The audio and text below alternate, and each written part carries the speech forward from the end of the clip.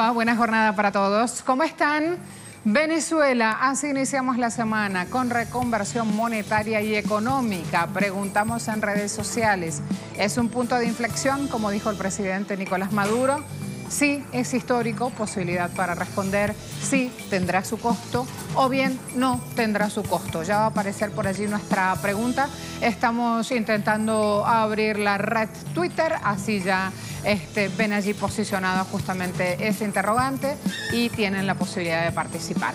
También vamos a estar pendientes de lo que pasa en Estados Unidos, donde Donald Trump prevé presentar un plan que permitiría a los estados formar sus propios estándares de emisiones contaminantes para las plantas de carbón, uno de los temas. Si vamos a Dominicana también, Danilo Medina, que es el presidente del país, cumplió 6 años de asunción en medio de un escenario crítico donde los casos de corrupción pesan en la opinión pública. Más de una semana marchando tienen los ciudadanos del país justamente denunciando la corrupción y pidiendo pasos para echarla abajo. En Reino Unido el gobierno anunció que el 23 de agosto se vienen indicaciones para hacer frente a las consecuencias que les va a dejar salir del mecanismo de la Unión Europea. Además, en otros temas también que tienen que ver con Palestina, estamos atentos luego de una exclusiva que han visto ayer, una entrevista en Telesur. Desde ayer el gobierno de Israel mantiene cerrado el cruce fronterizo de Erez en la Franja de Gaza, mientras que el sábado pasado vetó sugerencias de Naciones Unidas para ayudar al pueblo de ese país. ¿Quién protege los derechos humanos de los palestinos? Preguntamos en Twitter. ¿Nadie están solos? Posible respuesta, la comunidad internacional o sus propios líderes. Vamos.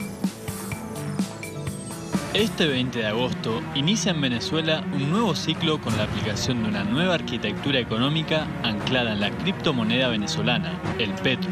El país espera con expectativas los cambios, que incluyen un nuevo cono monetario, el bolívar soberano, así como una reforma tributaria, un aumento del salario mínimo y precios justos. En este sentido, el presidente Nicolás Maduro afirmó que se viven días de historia a partir de un cambio económico necesario puesto al servicio de la sociedad venezolana. Este lunes, en Agenda Abierta, analizamos en detalle el programa de recuperación económica impulsado por el gobierno bolivariano que busca terminar con la guerra económica de la cual es víctima Venezuela.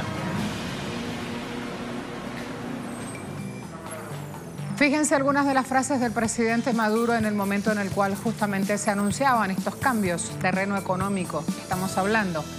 Va a empezar un proceso de búsqueda del equilibrio entre salarios y precios. Ese equilibrio que se rompió justamente vía modelo de guerra económica que se le impuso a Venezuela. Allí resalta justamente la idea del presidente Maduro a la hora de estos anuncios y declaraciones.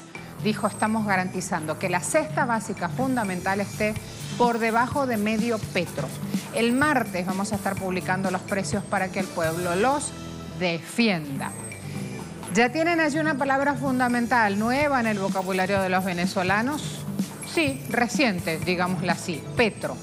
Nosotros los venezolanos, sigo con las palabras del presidente Maduro, hemos sido testigos de grandes cambios en la política. Ahora vamos a ser testigos de los grandes cambios económicos. Allí, palabras fundamentales del mandatario de la nación. Una de las cuestiones más relevantes, el anclaje de la moneda venezolana, bolívar soberano, a la criptomoneda venezolana, el petro. ¿Cómo se traduce esto? Cuando vayamos al análisis también vamos a ir a profundizar sobre este punto. Se ha fijado el valor del petro en el precio del barril de petróleo. Esto es un monto, por lo tanto, oscilante. Ahora hablamos de $60. Quédense con esta imagen para asimilarla, para, en principio, justamente el logo que está dando la vuelta por allí en nuestro gráfico, ese símbolo representa el petro, ¿sí? Si no están en Venezuela, sobre todo no van a conocer demasiado de esto, entonces está bueno seguir con esta información y tomarnos el tiempo necesario. ¿Qué es este anclaje del bolívar al petro? Bueno, allí lo tienen. El petro es equivalente al barril de petróleo que lo dejamos en 60, ¿sí? Luego vamos a ir, el barril de petróleo equivale a un petro. Este va a fijar el precio, a su vez, del bolívar soberano en 3.600. El petro va a ser la unidad de cuenta fluctuante para fijar el valor del trabajo y precio de los bienes de consumo. Parece complicado, pero no lo es. Petro anclado al barril de petróleo a 60, luego el barril de petróleo en 3.600 bolívares, esa S que tienen ahí es bolívar soberano. Un petro entonces lo tienen ahí en 3.600 bolívares soberanos, ¿sí? Idea básica, va a costar con el transcurso de los días, nos vamos a ir acostumbrando y luego ya estaremos en marcha. Fundamental esta información que daba a conocer el presidente Maduro. Mañana se va a dar a conocer una lista de precios, decía, para que el pueblo los defienda, porque ese es uno de las mayores incógnitas. No, mañana martes está anunciado. Acá los propios compañeros van siguiendo de cerca. Está anunciado para mañana martes. Esa es la información aportada por el presidente Maduro. Cuando vamos a ver toda esta cuestión, todo tiene que ver justamente con los precios, por eso la importancia de lo que va pasando.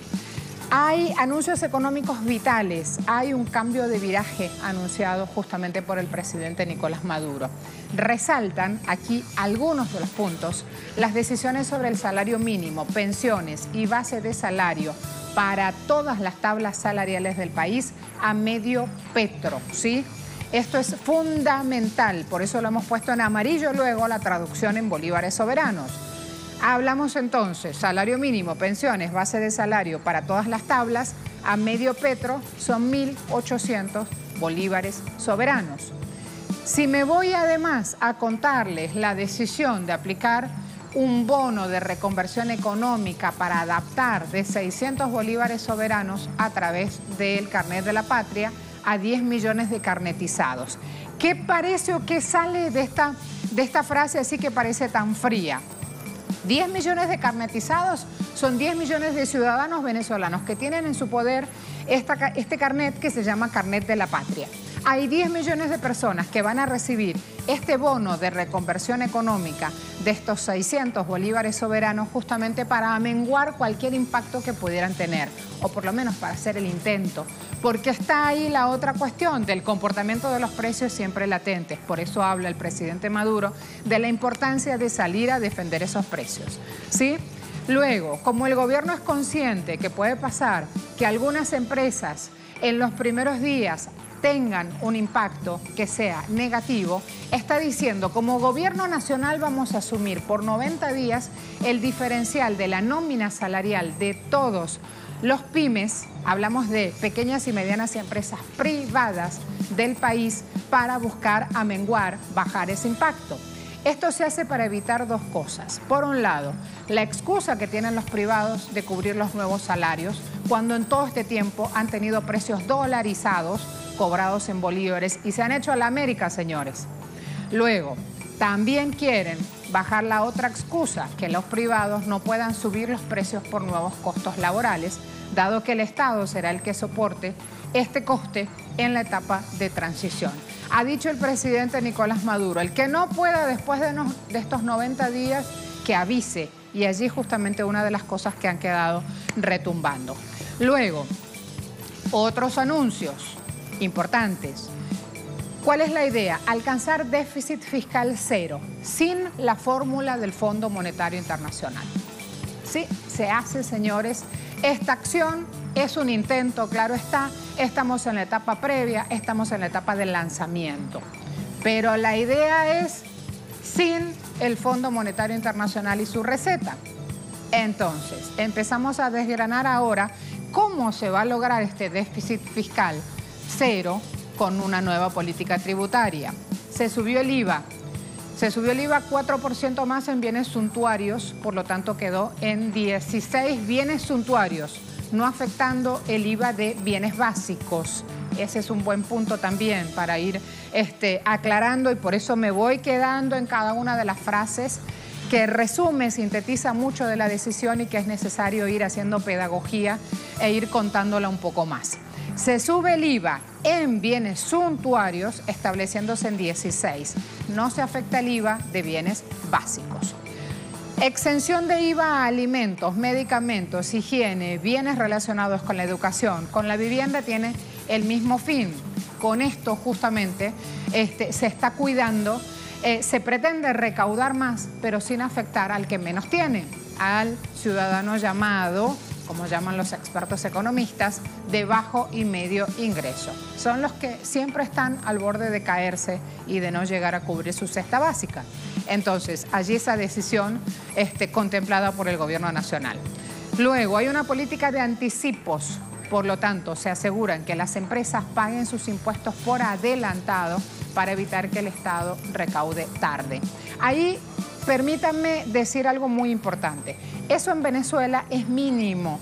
¿Por qué? Porque en Venezuela no hay un alto índice de morosidad, no solo en lo que se refiere a obligaciones tributarias, sino en otro tipo de obligaciones, por ejemplo, con las carteras de crédito extendidas por los bancos del país. Así que ese es un muy buen punto. Mientras que en otros países no pueden respirar, viven ahogados y esa tasa de morosidad es muy alta, o por lo menos alta o significativa, en Venezuela no pasa, con lo cual quiere decir que el venezolano no es mal pagador, que toma el crédito y cumple, ¿sí? También es muy consciente de cómo eso influye en su comportamiento crediticio y cómo se le renueva la línea de crédito después, ¿sí? Voy a otro punto. Cambia la periodicidad del impuesto al fisco de quincenal a semanal, para que ese dinero que entra justamente a lo que se llaman arcas fiscales se convierta más rápido en inversión social, que no se deprecie. Mayor alícuota para el impuesto a las transacciones financieras. Todas las transferencias financieras por encima de un mínimo van a ser gravadas. Esto ayuda justamente a evitar las transacciones llamadas especulativas. Cuando hablamos de que era un plan de trabajo intenso, a corto, mediano y largo plazo, ahí tienen algunas de las cuestiones que hay que tener en cuenta para entender por qué se habla justamente de esta manera y por qué las ambiciones trazadas y con qué objetivos, ¿sí? Hay una nueva mira sin el Fondo Monetario Internacional. Está como invitado a esta hora también con nosotros un economista. Se llama Tony Bosa. Vamos a ir a prepararnos con él a conocer un poco más de cómo están también desde el lado de los empresarios, del lado de los ciudadanos, recibiendo estas medidas. Tony, ¿cómo le va? Le voy a dar la bienvenida. ¿Cómo está? Saludos, Marcela. Un placer estar aquí con ustedes. Muchas gracias. Hablemos de que ha llegado el día trascendental de inicio de reconversión monetaria y económica. ¿Cómo siente que es el contexto, la previa a este arranque que hoy se da? En este momento los bancos justamente no están operando para adaptar toda su plataforma y poner en marcha todo lo necesario para el día de mañana. Bueno, en primer lugar, los venezolanos siempre hemos estado muy pendientes del asunto económico. Y en los últimos 3-4 años ha sido tema diario de los venezolanos. Yo creo que en esta oportunidad ya existe un precedente. En el año 2007 hubo una reconversión monetaria y ya la gente tiene una expectativa. Además de eso, el presidente Nicolás Maduro en persona se ha encargado de explicar todos los detalles de la propuesta. Quedan algunos detalles técnicos menores, pero que se van a ir reflejando en los medios de comunicación. Pero en general creo que el pueblo está preparado para saber lo que viene. En todo caso, usted ha dicho, Marcelo, una palabra fundamental, que es la palabra equilibrio. Evidentemente, a través del golpe, la permanente ataque a nuestra moneda, ha habido una distorsión muy profunda. Si usted, por ejemplo, compara el salario de un nicaragüense, de un peruano, que está alrededor de los 200, 250 dólares mensuales, usted con $1.000 puede contratar 5 nicaragüenses por un mes. Con esos mismos $1.000 viene a Venezuela y puede contratar 1.200 personas. Eso es un absurdo. No tiene que ver con capacidades productivas, no tiene que ver con estructuración de la economía. Es una distorsión de nuestro signo monetario y es lo que se piensa corregir en primer lugar, sobre todo respecto al salario, la proporcionalidad entre el salario y los bienes básicos. Por favor, explíquenos un poco más, sumando su pedagogía, que por eso lo invitamos, Tony, sobre esta acción, porque eso es lo que le importa a la gente finalmente, que su salario no se deprecie, que alcance, que las medidas sirvan. Bueno, en primer lugar, el presidente tiene 2 elementos fundamentales. Primero tiene que ver con reponer la capacidad adquisitiva de los venezolanos, reponerlo en términos normales de cómo funciona en el resto de la región latinoamericana. y otro, anclar el valor de la moneda del signo monetario, porque lo que ha pasado en los últimos años es que el valor entre nuestro signo monetario y el resto de las divisas se ha venido produciendo a partir de mecanismos ilegales, de mecanismos fraudulentos, que no obedecen a ningún criterio económico, no hay ninguna variable económica que determine cuál es el valor de nuestra moneda. Ha sido una especie de arma contra el pueblo, una especie de arma económica, la fijación de lo que es la paridad cambiaria de nuestro signo con el resto de los signos. ¿Qué está haciendo el presidente? Está anclando el valor de nuestro signo monetario a un mercado que no es caprichoso, que es el mercado petrolero. El precio del barril no lo determina una página web, lo determina un mercado que es mucho más complejo, es un poco más estable y podría por un tiempo prudencial generar una expectativa al equilibrio de los precios relativos entre los bienes, pero además hay un bien fundamental que es la retribución al trabajo.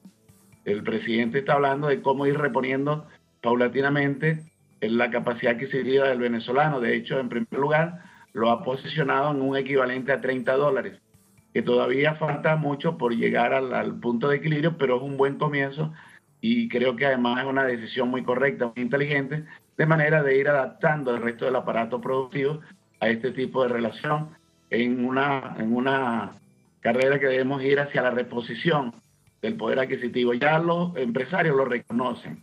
La mayoría de los empresarios saben que el peso del salario en la estructura de costo es mínimo y están pagando por fuera de la ley a favor del trabajador una serie de retribuciones porque si no los trabajadores les están yendo, sobre todo el tren gerencial, esto lo están reconociendo, es un reconocimiento implícito de que el salario está bien retribuido y es lo que el presidente ha venido manifestando. Ese es un buen punto. El otro punto fundamental que por estos días hemos escuchado en Venezuela es el anclar al petro, Contemos un poco más qué implica ese anclar y luego también lo novedoso del petro, que desde hace, porque tiene menos de un año el petro con nosotros en Venezuela, porque desde hace poco tiempo sabemos de él y sin embargo ya está ligado en un gran giro de timón que da el presidente Maduro a la hora de estos anuncios económicos. Sí, el anclaje tiene que ver con darle fortaleza a nuestro signo monetario. No es por primera vez en la historia que se hace. Lo novedoso aquí es el petro, que es una criptomoneda que está soportado en petróleo, pero el anclaje lo han hecho otros países. En el año 23, los alemanes, en plena hiperinflación, decidieron generar un pool de hipotecas sobre bienes reales, sobre un montón de edificios, de galpones, de fábricas. Hicieron un pool de hipotecas y con ese pool de hipotecas respaldaron el nuevo signo monetario y estabilizaron los precios, bloquearon la hiperinflación. También si nos ponemos a ver cómo funciona la industria petrolera, la mayoría de las industrias petroleras tienen su valor de mercado como empresa basado en la capacidad o en la disponibilidad de reservas que pueden acceder. Así ha sucedido en todos los casos, incluso en Venezuela, en los años 90, con la llamada apertura petrolera, las transnacionales apalancaron sus capitales como empresas precisamente por el acceso que les dieron en ese momento a la reserva venezolana. De hecho, pidieron créditos, tuvieron acceso a crediticios producto de que tenían papeles que determinaban que ellos tenían acceso a nuestra reserva petrolera. Hoy, precisamente, ese mecanismo que es utilizado para otros fines en el mundo financiero, hoy lo está utilizando la República para apalancar, para respaldar el nuevo signo monetario que es el bolívar soberano. Ha servido para otros propósitos, hoy lo estamos utilizando para apalancar el signo monetario. Y el petro es un mecanismo que es blindado porque utiliza una tecnología que no puede ser utilizada para fraudes, que genera niveles de confianza importantes, de tal manera que estos mecanismos, un bien subyacente, un bien con valor intrínseco, como es el petróleo, sirve para apalancar nuestro signo monetario y los mecanismos para hacerlo a través del petro también generan confianza. Creo que a partir del día de hoy vamos a ver un proceso único en la historia de Venezuela que va a permitir estabilizar la economía, estabilizar los precios y recuperar la capacidad adquisitiva del venezolano. Amén. Profesor, hay algo más para preguntarle y tiene que ver con justamente el control de los precios, que no se dispare esta especulación feroz que hemos tenido en los últimos días. De hecho, hay denuncias de este fin de semana en plena tarea de reconversión, los precios seguían hacia arriba. ¿Cómo van a actuar justamente estas medidas buscando echar abajo ese mal que tan contrariados nos tiene? Bueno, creo que es importante la participación organizada del pueblo. Venezuela tiene un pueblo que ha participado en los últimos 20 años en diversos procesos de organización.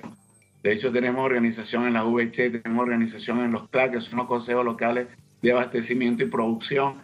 De tal manera que el venezolano es un hombre organizado en términos de la participación política y social. Creo que esa fortaleza hay que utilizarla en este momento para hacer Contraloría Social. Se ha disparado un proceso en los últimos días de incremento de precios, un poco como una reacción a lo que han sido las decisiones económicas del presidente Nicolás Maduro. Creo que ya es un punto de inflexión. Creo que a partir de hoy va a generarse una estabilización, pero es importante el control social. Es importante que todos aquellos que están en este momento remarcando productos, que están utilizando sus bienes y servicios como un mecanismo de acción contra el proceso revolucionario, contra la estabilidad de la economía, sientan que el pueblo también es un actor económico, un actor de peso, un actor que puede ir y hacer Contraloría Social y de alguna manera restablecer el orden económico. Cerrar y cortito, poner en marcha estas medidas es una decisión que está ligada también a lo ideológico. ¿Está el presidente Maduro convencido de que sin el Fondo Monetario Internacional hay un camino de soberanía y de crecimiento económico también? Es algo que nosotros lo estamos planteando en Twitter hoy. Preguntábamos, habló de punto de inflexión, justamente usábamos esa cita del presidente Maduro, decíamos lo que pasa en Venezuela es un punto de inflexión. 56% dicen sí, es histórico, 25% de quienes responden dicen sí, tendrá su costo, y 19% dice no, tendrá su costo. Yo le pregunto, ¿tiene su costo político, obviamente, poner en marcha medidas de esta índole? ¿También tenemos que estar preparados para eso? Sí, toda decisión en materia económica y sobre todo en la situación actual que vive Venezuela de pensión permanente, tiene un riesgo. Yo creo que el pueblo venezolano está entendiendo que los riesgos son mayores si no se toman decisiones. Y en este momento el presidente ha tomado un conjunto de decisiones que son profundas, coherentes, tocan el plano tributario, tocan el plano de lo que tiene que ver con la estructura de costos de las empresas, asume también relaciones monetarias en términos cambiarios, en términos internos.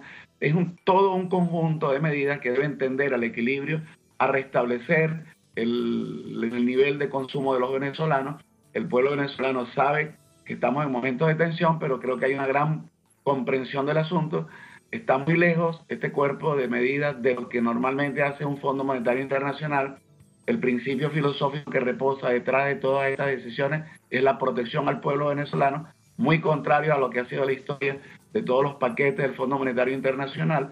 El pueblo emprende, el pueblo se queda así, y falta simplemente ahora que juntos, pueblo y gobierno, podamos ir instrumentando las medidas de manera correcta y que rindan los resultados que esperamos los venezolanos, que es el restablecimiento, el equilibrio del valor de los bienes y del salario y la capacidad adquisitiva. Luego, Tony, gracias por atendernos hasta ahora. Gracias a ustedes, un placer. El placer es mío. Tony Bosa, docente, ya lo han visto, de qué manera tan clara nos ha ido contando justamente todos estos asuntos que tienen que ver con la reconversión monetaria y económica. Tony Bosa también es economista. A esta hora el tema de Venezuela lo van a ver arriba en Twitter posicionado justamente. Etiquetas, reconversión monetaria, ofensiva económica, defiende tu salario, gran revolución económica, con Maduro me resteo. Resteo quiere decir me pliego, sumo, apoyo. Pausa rápida, volvemos en agenda, nos esperan otros temas. Así de cortita, ya volvemos a la pausa. A esta hora, otros temas en nuestra pantalla. Estados Unidos pretende aumentar su propio límite de emisión de gases, una nueva política previamente anunciada por el presidente Donald Trump, y allí las cuestiones. Alina va a esta hora a ampliarnos la información. ¿Cómo te va? Bienvenida. Hola, ¿qué tal? Así es, muy buenos días. Ha trascendido que Donald Trump durante las próximas 48 horas prevé presentar un plan que permitiría a los estados establecer sus propios estándares de emisiones contaminantes para plantas de carbón. Un plan mediante el cual podría liberarse 12 veces más dióxido de carbono que lo previsto con la iniciativa de Barack Obama en la administración pasada de recortar las emisiones de efecto invernadero de las centrales eléctricas. Fue la Agencia de Protección Ambiental quien proyectó que durante la próxima década esta regulación solo reduciría ligeramente las emisiones globales de contaminantes, incluidos el dióxido de carbono, el dióxido de azufre y los óxidos de nitrógeno. Sin embargo, esta medida afectaría a más de 300 plantas, proporcionando a las empresas un incentivo para mantenerlas en funcionamiento en vez de reemplazarlas con proyectos de energía renovable o de gas natural más limpio. Recordemos que un paso de esta medida se dio el pasado 2 de agosto cuando la administración de Donald Trump propuso congelar estándares de eficiencia para automóviles que salgan al mercado después del 2020, los cuales se habían establecido con el fin de reducir emisiones de gases de efecto invernadero. Esta propuesta estará sujeta a un periodo de comentarios de 60 días antes de seguir con su proceso legislativo.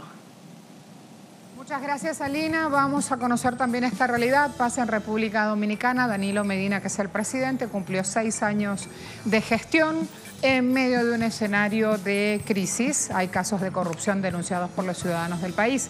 Vamos entonces a conocer más detalles con Daisy. Bienvenida. Hola, ¿qué tal? Un gusto saludarte. El presidente de la República Dominicana, Danilo Medina, cumplió 6 años al frente del gobierno desde su elección en el 2012. Una gestión que encuentra al país en un escenario donde los casos de corrupción pesan en la opinión pública. Recordemos que el pasado domingo 12 el movimiento Marcha Verde volvió a congregar a miles de personas para reclamar el fin de la corrupción y la impunidad en lo que se denominó la Marcha del Millón, con la demanda de que sean condenados los responsables de recibir sobornos de la empresa brasileña Odebrecht. Por el momento están siendo imputadas 7 personas, pero no ha habido ninguna condena. Los casos de corrupción, la inseguridad en el país, la pobreza y la precaria atención médica son los principales problemas que aquejan a la nación. Es importante señalar los logros que ha obtenido el país en crecimiento económico según datos del Banco Central Dominicano. En el 2017 llegó al 4.6% y para este año se espera superar el 5%. Según estos datos, han aumentado las exportaciones y la zona franca, además del establecimiento de las relaciones diplomáticas con China. Sin embargo, la oposición insiste en señalar que el presidente Medina no ha dado respuestas a los principales males del país, entre ellos la inseguridad ciudadana, la falta de empleo y de oportunidades para los jóvenes. La situación política del país no deja de ser tensa y con la reciente aprobación de la ley de partidos y agrupaciones políticas ya se habla de una posible reelección del presidente, lo cual ha generado un debate nacional porque el presidente se reeligió en el 2016 y para hacerlo en los próximos comicios tendría que volver a modificar la Carta Magna. Regreso contigo a los estudios. Muchas gracias. Me voy a sumar ahora a temas también, como están viendo, de Reino Unido. El gobierno de esa nación anunció que va a publicar el 23 de agosto indicaciones para hacerle frente al Brexit. Aquí se llama Brexit a la salida de Reino Unido de la Unión Europea. Pablo, avancemos con la información. Buenos días a todos los televidentes de Telesur. El domingo el gobierno británico informó que para el día jueves 23 de agosto publicará una serie de documentos diseñados para preparar a las empresas, a las instituciones públicas y al público en general en caso de que no se llegue a un acuerdo de Brexit, la salida del Reino Unido con la Unión Europea. Como bien sabemos, está desde el junio del 2016 cuando el público británico votó con el 51.9% para salirse del bloque comunitario. Las negociaciones entre el gobierno británico y la Unión Europea han sido poco fructíferas. El ministro para Brexit, para la salida del Reino Unido, Dominic Raab, dijo que lo más probable es que sí se llegue a un acuerdo de divorcio entre ambas partes, pero que lo responsable del gobierno es buscar alternativas en caso que no. Entonces, Ya Bruselas le ha dicho a Reino Unido que la fecha límite para llegar a un acuerdo es octubre. Eso es para que pueda Bruselas ir con ese acuerdo a los parlamentos nacionales para ratificar el acuerdo. Y bien sabemos que el Brexit en sí se realizará el 29 de marzo del 2019. Entonces estaremos informando todo lo que ocurre para Telesur. Volvemos al estudio. Muchas gracias, Pablo. Gracias a todos. Momento también de ir a ampliar. En este caso vamos a usar un portal de RT. Ataque con disparos contra la Embajada de Estados Unidos en Turquía, un hecho que se dio hoy hace pocas horas. Estamos atentos. Por eso justamente vamos allí sumando información. Ataques a la Embajada de Estados Unidos en Ankara. Día lunes, a tempranas horas, desde un vehículo, de acuerdo a medios locales. Allí tienen una imagen referencial de este sitio donde está ubicada en Ankara la Embajada de Estados Unidos, ¿sí? Sujetos no identificados, indica esta versión, hicieron entre 4 y 5 disparos desde un automóvil blanco cuya matrícula no ha sido determinado. El objetivo del ataque habría sido la casetilla de seguridad ubicada al frente de este portón número 6 del edificio. Así las cosas, atentos a los hechos entonces, le vamos contando de aquí la actualización y lo que va ocurriendo. Allí tienen la información, el lugar del trabajo y a esta hora justamente la información en desarrollo. Síganme los buenos, cambiamos, nos vamos al mundo deportivo. Me espera ya Yuki. ¿Cómo estás, mi amor? Buen día, Marcela, ¿Cómo va? ¿qué tal? Bueno, bien. Buena semana. Buena semana, sí, por supuesto. Bienvenido al mundo laboral, señor. ¿Sí? Ah, gracias. Le toca. Bueno, también estuvimos el fin de semana aquí conectados en el mundo deportivo. Vamos a hablar también de unas informaciones importantes que se dieron este fin de semana. Entré un poco con risa porque si la gente viera todo lo que tenemos que hacer para colocarnos la microfonito y pasar por debajo de la cámara. Sí, lo vi apareciendo ahí. Ajá. Eso es lo que te quedó de sensación. Ay, lo logré, estoy contándole al mundo lo que pasa en el panorama deportivo. Es así. Cuando usted quiera, lo ha logrado. Era la carrera de los 1000 obstáculos. Esta carrera también era importante para llegar a darles las noticias deportivas. Avance nomás, compañerita. Vamos a avanzar, vamos a hablar de ciclismo precisamente. Este fin de semana culminó con éxito la edición 24 de la Vuelta Internacional en bicicleta de montaña a La Zulita en el estado venezolano de Mérida, donde el pedalista local Sandro Muñoz se acreditó el título de campeón en la categoría élite. Muñoz, quien durante la carrera se hizo con el título en 2 etapas, agenció un tiempo general de 7 horas, 14 minutos y 29 segundos para quedarse con el título de campeón, relegando a la segunda casilla a Jonathan Mejía dentro de la clasificación general individual. El tercer lugar del podio en esta categoría le correspondió a Ali Castillo en la rama femenina y el título allí le correspondió a la corredora Sara Penso en la categoría élite del equipo Team Masi Venezuela, mientras que en ese mismo renglón, pero en el máster, se lo llevó Yanis Hernández de la Ultrabike en la categoría juvenil. José Marcano sería el triunfador, en tanto que en la Máster A la victoria en la vuelta fue para Tony Castro de los registros del equipo Bike Center. La Vuelta a La Zulita contó con la presencia de 187 pedalistas, incluidos foráneos de Colombia, México, Brasil y España.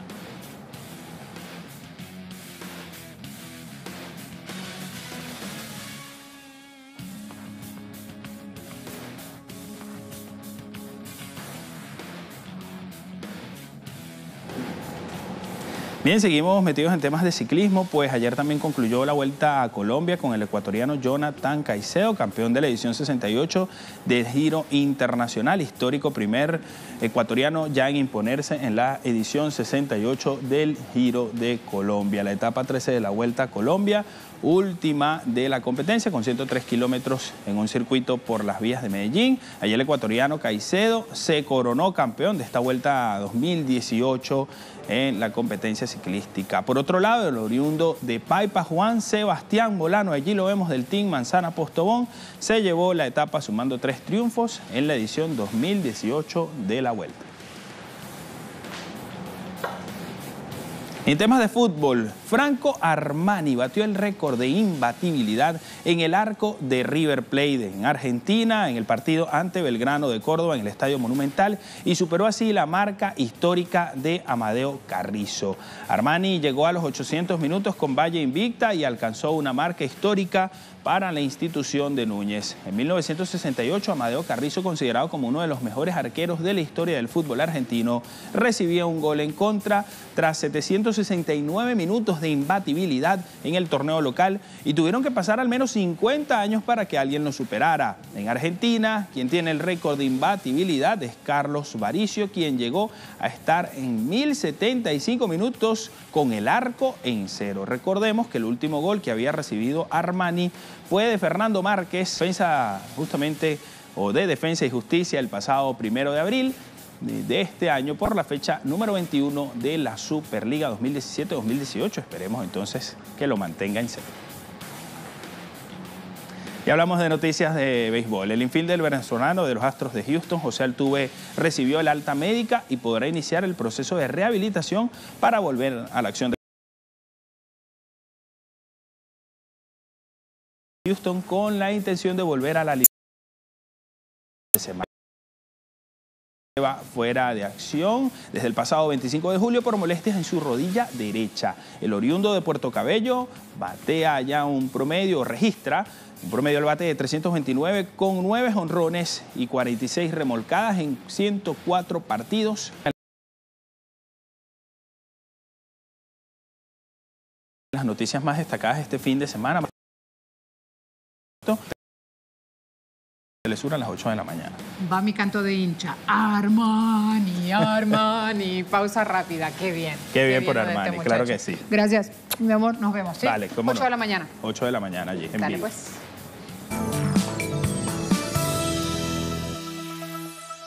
El presidente palestino Mahmoud Abbas rechazó cualquier diálogo que pueda liderar el gobierno estadounidense para mediar sobre el conflicto que genera el hostigamiento y agresión de Israel sobre el pueblo palestino. Abbas aclaró que mientras el gobierno estadounidense no revoque las medidas sobre la ciudad de Jerusalén, no cederá ante diálogo alguno. Por su parte, Israel continúa sus acciones injerencistas y cerró este domingo el cruce fronterizo de Beit Hanun, única vía por la cual los 3 últimos días se pudieron ingresar suministros básicos a la Franja de Gaza. Además, las políticas represivas israelíes no cesan, y un ejemplo de ello son las detenciones arbitrarias, el trato inhumano y las torturas a las que son sometidos los menores palestinos en las cárceles. Hoy, en Agenda Abierta, analizamos la situación del pueblo palestino y los intereses de Estados Unidos en la ocupación israelí. Qué imagen tan terrible. ¿Han visto la imagen del niño donde lo suben a una camioneta justamente de las Fuerzas Armadas de Israel? ¿Cuánto tendría ese niño? ¿5 años? Jerusalén Post dice a esta hora en su sitio digital: los palestinos reaccionan ante el llamado de Abbas a la resistencia popular. El mandatario, Mahmoud Abbas, señaló una vez más que no aceptará ninguna reunión entre las autoridades de Estados Unidos y de Palestina, hasta que Estados Unidos no eche hacia atrás, no revoque sus medidas sobre la ciudad de Jerusalén. Abbas agregó que la situación actual se traduce en violación de los acuerdos de Oslo firmados en el año 93 entre la Organización para la Liberación de Palestina, Israel y Estados Unidos, uno de los intentos para encontrar una solución a la causa palestina. Para Abbas, esta decisión tomada por Estados Unidos lo dejó fuera de juego porque considera que ese país hace parte del conflicto palestino y que no es un mediador. Luego, otro portal a esta hora, Hispan TV, menores palestinos denuncian trato inhumano en cárceles israelíes. La Comisión de Detenidos y Ex-Detenidos publicó un informe este domingo con testimonios de varios de estos niños palestinos sobre los tratos que han recibido inhumanos en cárceles de Israel. Uno de esos casos es de un adolescente de 16 años que dijo que en el momento en que fue detenido fue golpeado por soldados israelíes y que durante el interrogatorio sufrió torturas físicas y psicológicas. Los menores que fueron entrevistados denunciaron también que las fuerzas de Israel les negaban tratamiento médico luego de causarle heridas, luego de torturarlos y de aplicarles tratos crueles. Caos en la red, dice Israel, rechaza propuestas de Naciones Unidas para, y ahí viene el entrecomillado que lo agrego, no porque esté en este titular, para proteger a los palestinos. Hay un informe de 14 páginas presentando 4 propuestas, entre ellos aumentar la ayuda humanitaria, si cierran la frontera como hacen, enviar supervisores de derechos humanos en Naciones Unidas y observadores desarmados, algo que ya se ha hecho, desplegar una fuerza militar o policial bajo mandato de la ONU, más de lo mismo. Este informe fue pedido por la Asamblea General respondiendo justamente a los hechos, al aumento de la violencia en Gaza. 160 palestinos han muerto allí bajo el fuego de Israel desde fin de marzo pasado. Telesur ayer mostraba una entrevista exclusiva a Ahed Tamimi. Jerusalén era, es y será la capital de Palestina, dijo el adolescente. Nos dio una exclusiva esta joven que habló justamente sobre sus condiciones en la cárcel injustas que pagó en una cárcel de Israel. Se ha convertido Ahed en un símbolo de resistencia palestina, la lucha de su pueblo por recuperar a su territorio ocupado por colonos justamente de Israel. La joven señaló que Trump no tiene derecho a elegir a quién pertenece Jerusalén porque es del pueblo palestino por derecho y no van a abandonarla tan fácilmente. Así hablaba de la postura justamente del pueblo palestino.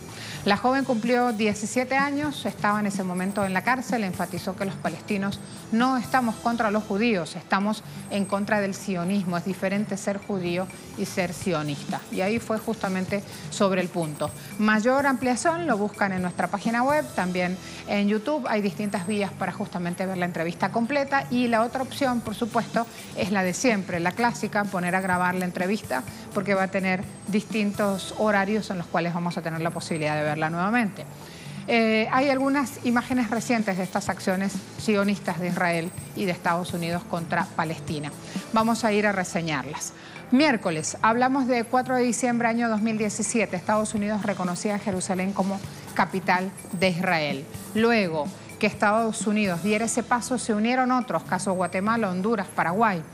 Lunes 14 de mayo, Estados Unidos inauguraba finalmente su embajada en Jerusalén.